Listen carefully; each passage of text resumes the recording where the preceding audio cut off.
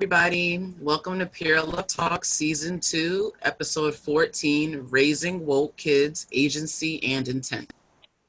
Hi, everyone. Thanks for joining us. We are 4 episodes away from the end of the season. So Pure Love Talks usually takes a little break around November to do some relaxation and honoring our ancestors for the month and just chill until the new year comes in. So we have 4 episodes that are going to be focusing on raising woke kids or what that means. And so what I decided to do is take a piece of my sexuality model that I had created and work with some of the foundational things that I think needs to be learned in order to even be talking about human sexuality or holistic sexuality. We often think that sexuality only has to do with the act of sex, but really the way we want to talk about it, the way I raised my daughter and the way she's going to be talking to Joaquin about it is that it's very encompassing, right? It's holistic, right? And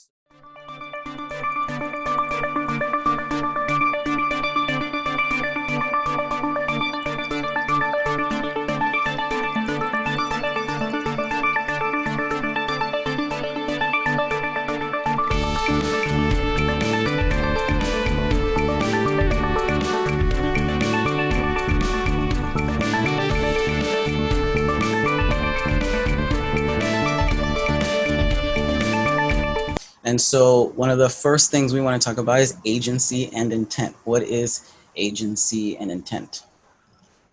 So agency is the power an individual has over their own life or their body or their decisions. And intent is the primary source for those actions or what you are trying to achieve with said act. Intent, in order to help foster agency and understand intent, we should intentionally be talking to our kids, which means that we're always bringing this up, right? It's not like that one conversation. So that is consent, boundaries, communication, negotiation, right? We are learning how to do this. And really, we don't have a lot of skills in doing this, right? Because a lot of times, think about it, when we're little, especially in my generation, parents actually just told you what to do, right? It was not really about we're having a discussion here. It's like, you just do what I tell you to do because I know best and I'm the parent, right? But now we know that things are shifting, or things have shifted or continue to shift, hopefully, and that we're talking about like the children having rights, right? If we're telling children or trying to teach them that they have control over their bodies, that they have the right to say no, then they actually have to feel that they have the right to do that. They have to feel like they have the agency to do that, right? Because telling a kid you can say no is quite different from a kid feeling empowered to say no, or to say something is wrong, or I'm going to trust my gut, all of those things, right? So consent, we talk about consent all the time. What is consent, Mandy? Consent refers to the provision of approval or assessment, particularly and especially after thoughtful consideration. So that's really important when we say consent, right? Because you have to actually know what you're consenting to, right? So that implies that people have information, that there's some sort of understanding about power dynamics and all that, right? When a kid is small, everybody's big and everybody knows more than them, right? So understanding consent can be really hard when many adults are telling you what to do. Boundaries, like I say that boundaries are basically like guides and regulations to make sure that you're safe. That's pretty much it. Like you have some guides and regulations to kind of, check if you're safe. So setting boundaries is also a skill because we often don't know. As children, we don't really get to set our own boundaries because our parents or our guardians or the people who are caring for us are doing that for us because, you know, they know best, right?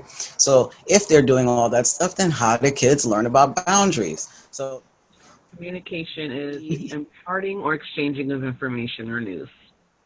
right. And we always say like communication, we talk about it like it's simple, but it really isn't, because communication takes more than one person and people come at things very differently. When you're young, you're learning about your emotions and trying to understand them, right? So you're really learning from the other people around you, from the adults around you. So we also have to remember that kids watch and they emulate and they pick up. So if we're teaching them one thing and then doing it different, then that's not gonna track, right? And then negotiation, you know, negotiation is connected to communication because you have the information and the skill, but the negotiation piece is like having some sort of agency or power or understanding on how to get to reach an agreement, right? And so that takes a good skill, right? Because that helps with when you're in an argument, when somebody gets you upset, when you're trying to get something that you want, right? You are negotiating. Right? Do you think, Mandy, that that's something that has been easy or hard for you in terms of any of those things, like teaching Joaquin consent, or and now like he's learning, you know, how to talk, you know, some more sign language than anything, right? But like, how are those things like coming, like showing up? Well, since he's not fully speaking, it gets a little difficult because I'm not completely sure about what he does understand or what he's just like, Mommy's saying words. So I don't, certain things I try to, you know, if a situation arises, to bring it up. If he wants something like a snack or a toy or something and he just grabs it or something and I take it away and I teach him, like, you have to ask nicely and you have to wait for an answer. So I'm like, just because you ask doesn't mean you grab it, or just because you want it doesn't mean you grab it. You have to wait for me to say yes or no. And then the hard part, obviously, is teaching him about how no is a complete sentence and how sometimes my answer will be no, and, you know, he might not really care for it. Yeah, so it gets difficult when we're on different levels of speaking and communication. So communication is always a big thing with us, but I feel like he does understand, like, the gist of it, but as a baby, because his emotions are still so like new and budding, he reacts. But I don't doubt that he has some understanding of it. And it goes both ways as well, because there are times where like I want him to eat something, or I offer him a drink or some type of vegetable or whatever, and he'll be like, no, and then I'm like, okay, and I take it away. So I have never force fed him. And if whenever he was like, I'm done eating, I ask him every time we eat, I'm like, are you all done? And then he lets me know if he's all done, if he wants more. So I never overfeed, underfeed. You know, he had, again, that's the agency. He's learning agency over his own body when it comes to eating and what he wants, what he likes, what he doesn't like, and, you know, what his limits are, like if he can eat more or if he needs to stop, you know, like, so in little ways he's learning it. So, you know, it's not such a difficult conversation because there's so many ways that you can talk about it that aren't directly linked to sex. Because I know, like, that's, I think, the scary part for parents and guardians. But all these lessons will teach you how to be a better partner if you choose to be someone's partner. It always connects to the human interaction and human connection, human relationships, right? Because we stay so focused and so fearful of the sex part that we actually forget all of the tools, all of the things that we actually need in order for maybe that piece to work out a little later, right? It's about understanding ourselves and how we relate to others. And this is what kids and children and young people can get from their parents, which is a different way of being than, you know, do as I say, you know, and just accept it, right? There's this line that we're communicating with our children in a different way. But I think what a lot of people get mixed up is communicating and just talking to, or like talking at somebody. Yes. Because I know, like, when I was in school and I took a communications course, it was very eye-opening and interesting, because when you go in there, you think about communication. It's like, well, I'm talking and they're not listening, or they're not receiving what I'm saying. But you have to, there's different levels to, there's the communication. Like, there's how you're understanding the situation or your feelings, how you present them, and then how that person perceives it and how they receive the way you're saying it. Because, some people speak in a certain tone, but that's not how they really feel, and vice versa. So, but that also goes back into layers of your childhood and how you were communicated with, and et cetera, and that goes into how you speak to other people. So you may think like, wow, this person is not being receptive to me at all, but they're just used to being spoken at, so they shut down and they listen. But that doesn't mean that they're not receiving it. Like, we all do it differently, and it's just paying attention to those differences so we can be effective with each other. Right. Or at least Right. like figuring out our differences, because some people don't even realize. Yeah, so there's many layers to communication. Yeah, and it's not just so simple as, well, I said the thing. Right, right, exactly. And it's some of the resources that we provide after our talk is one was talking about if you're trying to teach your kids about boundaries, it is they don't know what their boundaries are, right? So basically you're helping them because you're like, and so usually we do say, well, don't do this, don't do this, don't do this, but they're not getting the understanding of why, right? So it might be that, let's say there's a tickle fest going on with all the kids, and then one kid does not want to be tickled anymore, right? So this is a combination of things like understanding other people's emotions and feelings, right? Understanding facial expressions and things. So what if the kid is like in the corner and the other kids don't notice it because they're also learning about different body stuff, right? Rather than a parent saying, stop it, kids, just stop, get away, okay, go outside. They just stop that thing. They haven't learned anything, right? What can look different is, hey, it kind of looks like so-and-so doesn't want to be tickled anymore. Is that right? And so then they could say yes or no. Yes, I know I still want to get tickled, or no, I don't, right? Because if you are describing their facial expressions, how they're responding to the tickling right now, and then giving them an option, they get to realize, oh, yes, I don't want this, but I just didn't know how to stop it because we were playing, right? So then you're giving them a tool to say, hey, everyone, time out, right? We can give them words. They can say time out. So they're learning through those discussions, those questions, those inquiries, because if we just tell them, because of course that's quicker, right? As parents, we're busy doing shit. It's so much easier to be like, do this. Right?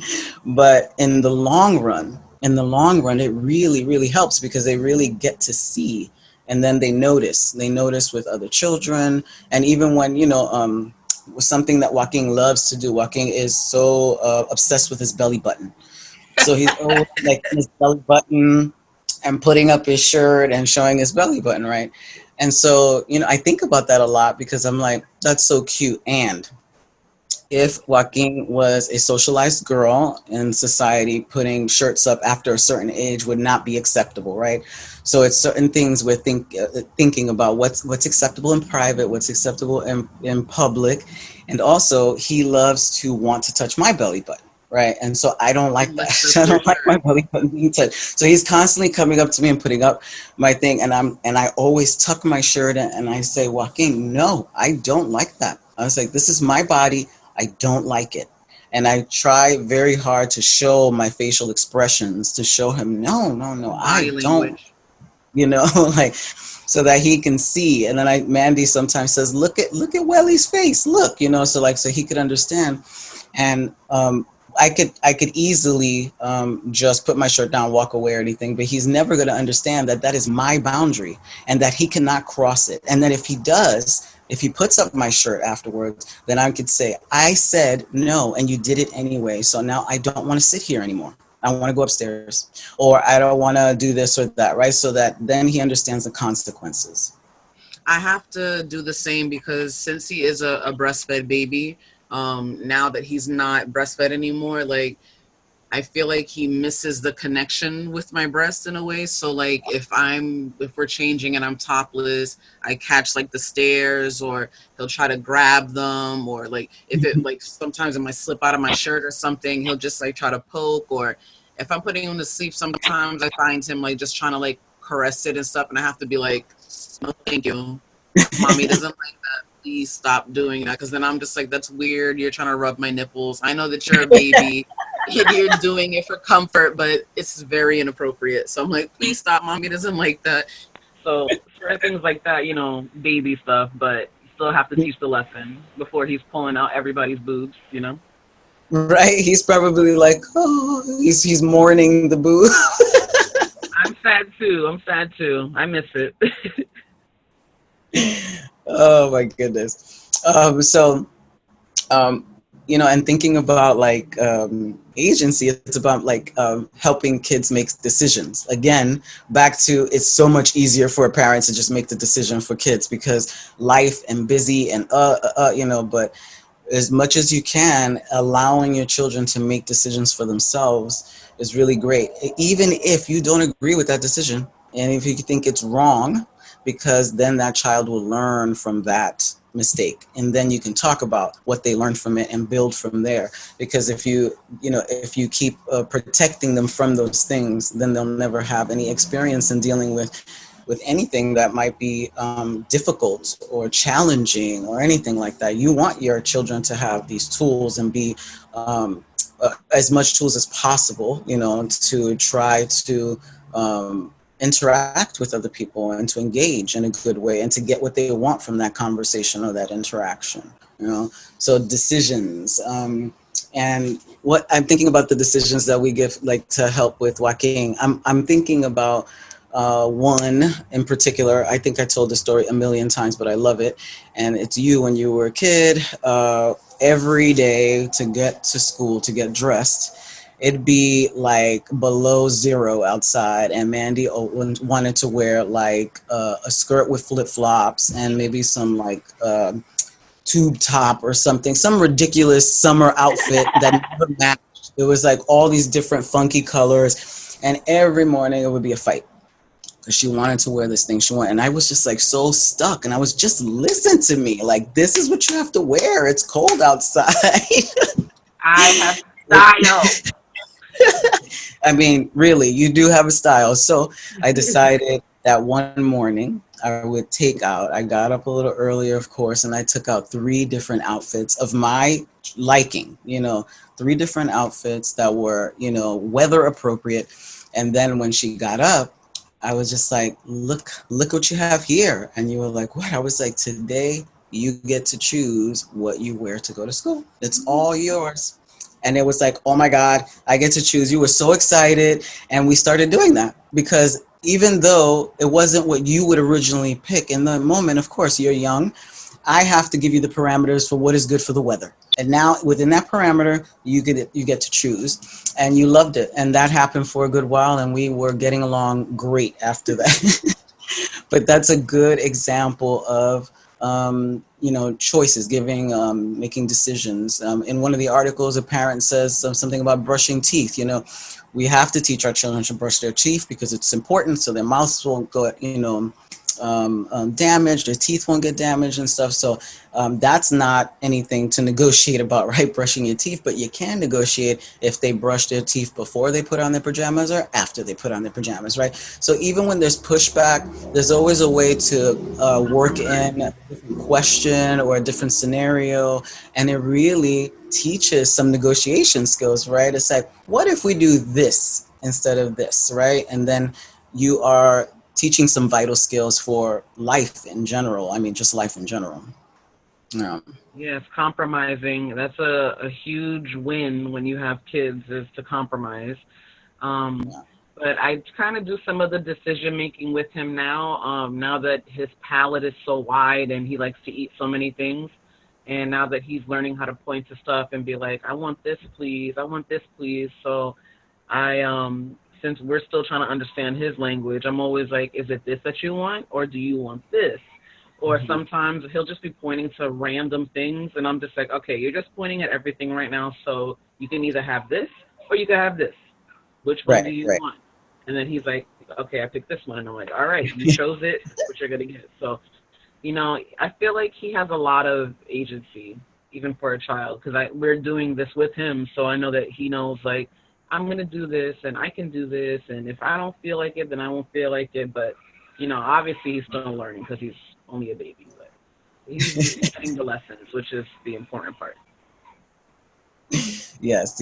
I'm thinking about also like more about bodily autonomy, like how do we show bodily autonomy to our children, right? Because again, when they're really little, we are managing their bodies, right? Cleaning them, changing diapers and things like that. So how do we teach them about bodily autonomy while we are bathing them and, you know, taking them to the doctor where doctors are seeing them without clothing and things, and talking to them about their privacy and who can touch them and who cannot and what is right, and, you know, all of those things. So how do we, you know, talk about bodily autonomy in those ways? And I think one of the ways was about, you know, food, what they eat. That's bodily autonomy. What I put into my body. I don't want that. Okay. You don't want that. You don't want to eat dinner tonight? Okay. The consequences, you'll be hungry and you'll learn from that consequence, right? Rather than eat it. All right. But what's another thing? Is it about clothing? You can pick us a book that we can read tonight. Like, you can pick what movie we watch, you know, like little things like that. Or like with Joaquin, we give him little jobs, like when we feed the cats. And I'm like, you know what, you can do this for me. You can help me feed the cats.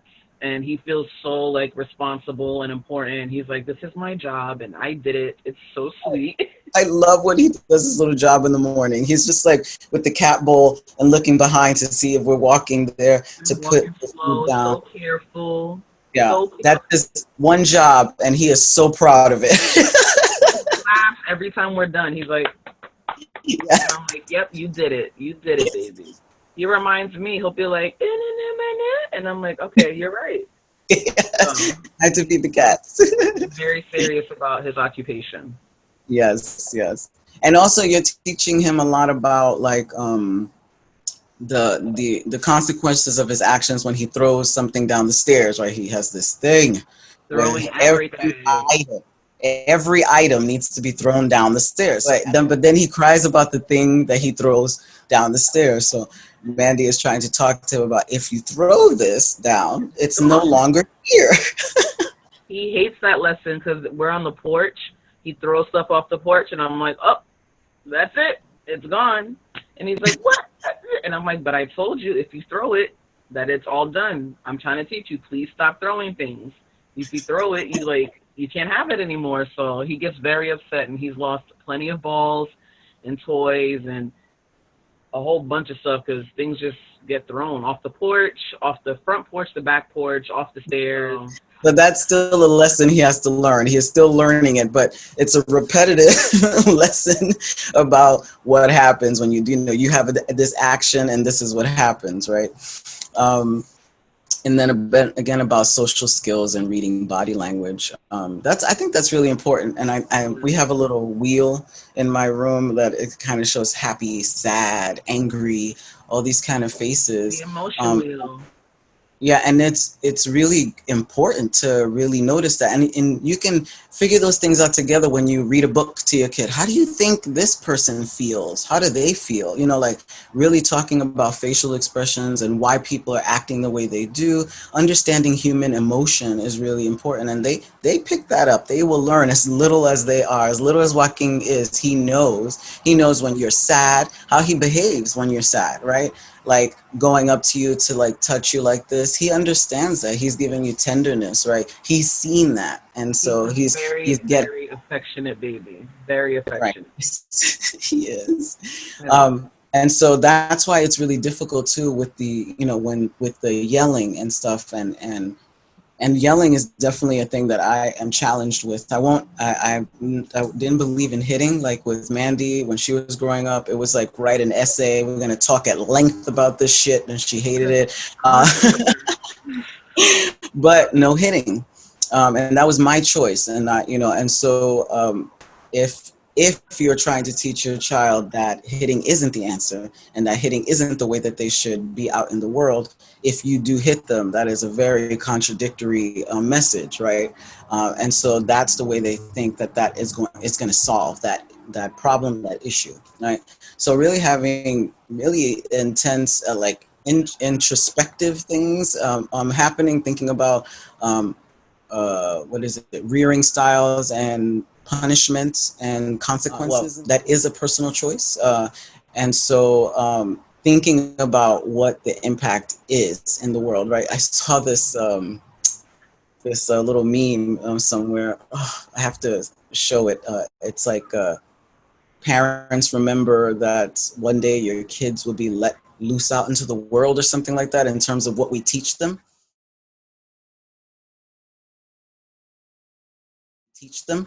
And I'm totally messing that quote up, but it's like, in terms of what we teach them, it's like one day we will let them out into the world, and what skills will they have to manage, maintain, and survive out there, right?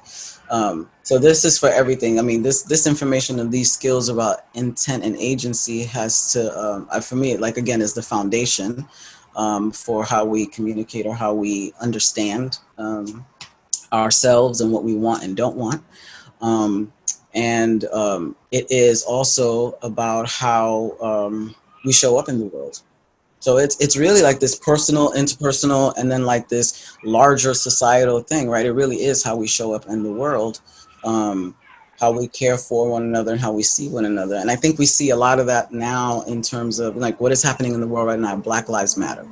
You know, like thinking about, our last episode, we talked about, you know, white parents and raising Children of color. children of color, right? And talking about the responsibilities, right? And I'm thinking too, like when we talk about all these things about agency and talking to our kids and all that, there's no cookie cutter model here, right? That this shifts a lot when we're talking about different groups of people and how power shows up and oppression shows up.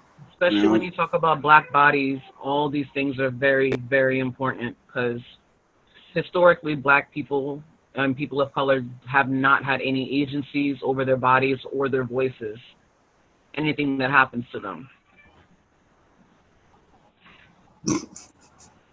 Is he sleepy? We're almost finished, so we can just um, uh, one um, one of the things that I forgot, I think, I don't know if I mentioned it already, but about sharing. You know, sometimes when kids are learning how to socialize with other children, there's always fights about sharing toys or something, because they're learning about that, right? It's like, that's mine. And then oftentimes parents will say, oh, no, share your toy, right? And so making kids share, right? So like the idea of sharing, of course, is wonderful, but how do we teach our children to have like self-motivation to share, but not just follow orders to share? So that's the difference there, right? So what does that look like? And one of the resources on the list, parent says that her and her partner usually say, how can we be generous? So rather than say you need to share, she poses a question to the children. How can we be generous? And that puts it onto them to make a decision about how they can come up with a solution themselves, right? How can we come up with a solution here so everyone can be happy? And most times kids come up with a solution by themselves because they feel so empowered to have that choice. So Someone's try it. listening to me. Say that again. I said, wow, someone's listening to me. Like, that's probably amazing as a kid. Yes, Um, exactly. Look, I have two examples. Like, I remember, um, well, even just like listening to a kid or telling them, like, oh, you know, what you said was correct or something. Things like that could change, like, everything. Like, I remember, I forget, I was really, really little, but we were walking in a garage or a parking lot, like an outdoor parking lot thing. And I Mhm. remember, like, you were walking fast, and I was like, Mommy, slow down, slow down. And then you were like, no, you got to, like, walk faster. And I said something about, but I can't. I'm like, you know, my legs are smaller than yours, so I can't move as fast as you. And you were like, you know, you're right. I'll slow down. And I was like, When I tell you, like, I never forgot that. It blew my mind. I was like, oh my God. You said I was right. Holy shit. I was like, whoa, my mom said I was right about something. I That was love amazing. that. I love that. That's a great example. Yes, you're totally right. You're totally right. And I like the idea of like asking for your opinion on things, even when it's about watching a movie or when we used to go to the library, picking out the books or something, and even asking you, why did you pick out that book? Why do you want to see that movie? You really get to learn your kids and like really learn who they are as human beings rather than saying, we're doing this, or just taking a movie that they picked without wondering. It reminds me of I was working in a daycare and a little kid was crying and like having a mini tantrum, and I was like, what's going on? And he was like, well, this person doesn't want to share their toy with me. And I was just like, oh, I was like, okay, well, did you ask them nicely? I was like, did you say like, could I please play with that? Yes. And I was like, and they said no. And I was like, and then they were like, yeah. And I was like, so I had to tell him, I was like, sweetie, even though you don't want to, you might not like to hear this all the time, but sometimes people are going to say no to you and you have to accept that answer. And they were like, but it's not fair because I shared with them the other day. And I was like, and that's really nice of you. That was nice that you shared with them, and I'm sure they were really happy and grateful for that. But just because you share doesn't mean that someone else has to share either. Just like, say you just got a brand new toy, and one of your friends was like, hey, can I play with that? And you said no because, it's yours. You just got it. You want to play with it. Would you want your friend to be screaming and crying because you said no? Or do you want them to just be like, okay, and just find another toy? Or maybe if you want to compromise, you can play with the toy after you. Like, there's other things. You don't have to be upset. There's plenty of other toys you can play with. And I'm sure maybe there's something that they want to share with you. You just have to find what toy they would like to share with you. So I had to find ways around it. And, oh, okay. And, so then, crisis averted. But Yeah, in those situations, it's like coming up with solutions or having them brainstorm for solutions. And I like that you said, like sometimes people just don't share because they also have to understand that they can be disappointed. And even in that instance, you can talk to them about how they're feeling right now because of it, right? What are you feeling now that they didn't share with you? And then you could talk about those emotions and feelings because they can process those feelings rather than holding them in, because that's another thing. Kids, it's really hard for kids. When kids do have tantrums and all that stuff, case in point, walking, that's because something is happening. something is feeling off. Maybe they can't express it. They can't verbalize it. And so we have to help them process that. We have to try to help them get to the point of naming the feelings, thinking about different choices, right? And making sure that we're not going to the easy all the time. Sometimes we go to the easy, but not all the time, and say, just do what I'm asking you to do, right? There's always a lesson in something. And these lessons around, wow, communication and consent and negotiation and boundary setting, it is the foundation of life, really. When you get a job, when you have a career, when you are in a relationship, a friendship, all of these things help to facilitate a better understanding of your connection with yourself and with another person. So I can't stress enough that these are lessons and conversations that we are constantly having with our children. And some of the things that we will reiterate over and over is, talking about the difference between privacy and secrecy, right? So saying like having surprises are nice because those are always revealing, rather than a secret, which is hidden, right? We don't have secrets, we can have surprises. And then privacy is something that we can do on our, by ourselves, not in front of other people, but it's something that is known, right? So we need to talk to our kids so they could understand those things, so they could not feel shame and be afraid.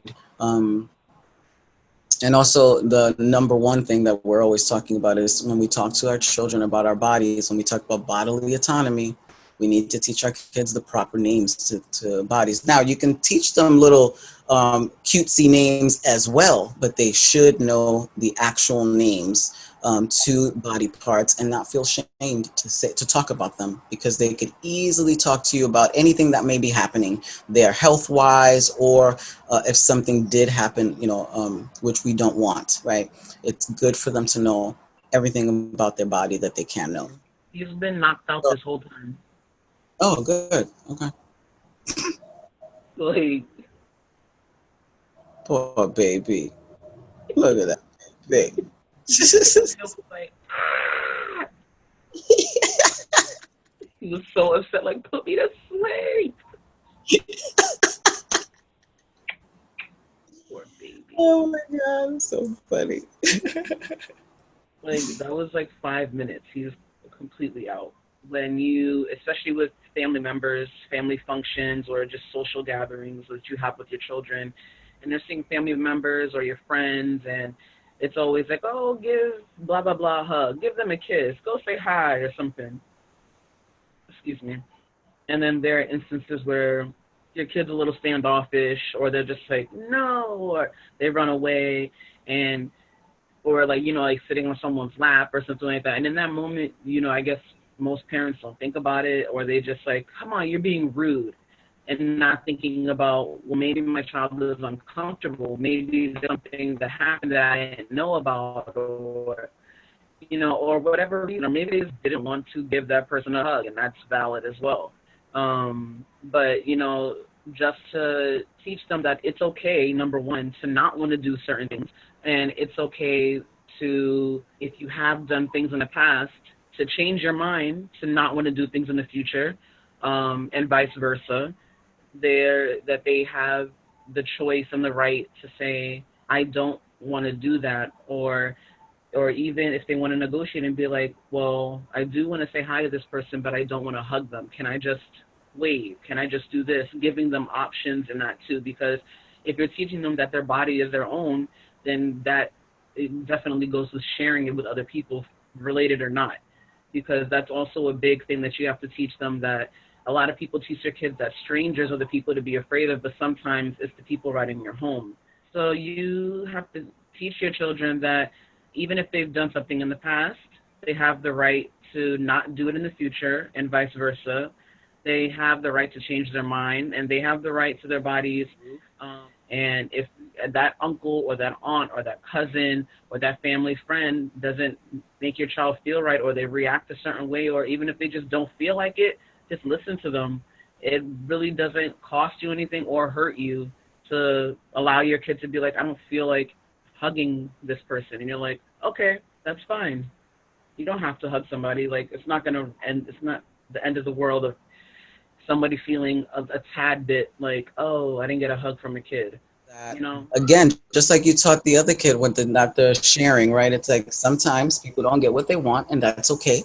And they can feel a certain way, and people process their feelings, and that's fine. So that's teaching, right? Because we're used to blow ups and tantrums and things like that, and we're trying to show them that those feelings are valid. You know, you can be really, really upset, and there's a way that you can process those feelings, and you don't have to hurt someone. Right? I think I definitely want to say that one of the most important things to continue to do is talk, question, right?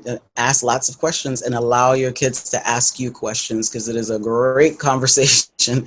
Even if you don't know the answer, that's okay, because humanizing yourself with, you know what, I don't know the answer to that, and let me try to figure that out, or maybe we can figure it out together, really shows your kids that you are interested in this conversation, that you want to hear what they have to say, that you are taking what they're asking into consideration, and that you want to work together to get to that answer. It really shows. Say that again? I said you're bonding. Yeah, bonding. Yes, yes. So check out the resources at the end. Please hit us up with any questions or comments. All right, so we'll see you next month for the second part of Raising Woke Kids. Bye, everybody.